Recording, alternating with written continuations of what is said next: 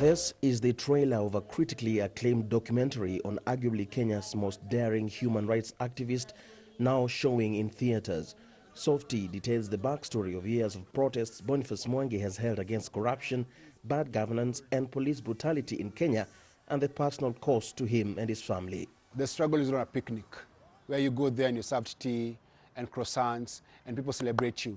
The struggle is a very painful process. You go through suffering, you go through tear gas, you go through police batons, people get beaten, people get killed. But in the end, you win. Like many Kenyans, Boniface has been following the End SARS protests. For him, the gunfire, blood and death that met the protesters in Nigeria is a familiar storyline.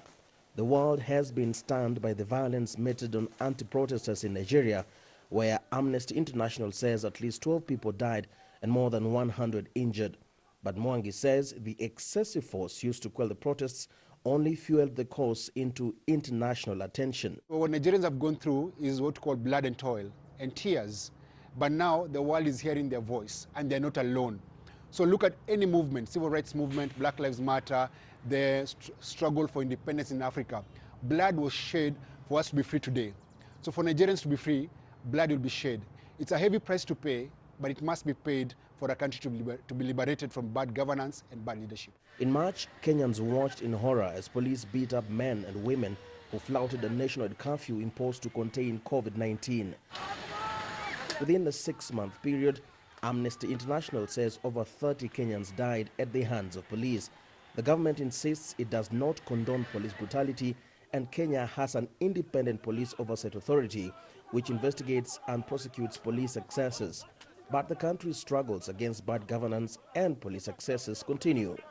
Nigerians have also continued to protest even after SARS was banned in early October, wary of empty promises. And I think the lesson here is that after you declare a disbandment, there should have been immediately a national policing conference that brings in the leadership of the anti-SARS movement, essentially to discuss what comes next. For people like Boniface, he has already decided what's next. He is running for public office and seeking to change policy in the next parliament.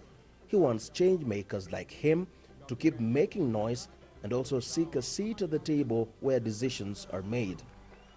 Ferdinand, Omondi, BBC News, Nairobi.